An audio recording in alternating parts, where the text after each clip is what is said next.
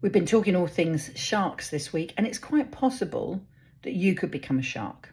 You could be a greedy landlord shark, or you could be an irresponsible landlord shark. And either one of them is bad, but let me talk to you about the irresponsible landlord.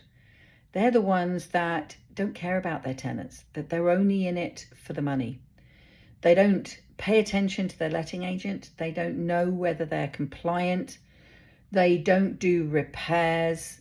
They don't respond to their tenants. They're always just putting the rent up. That's all they care about.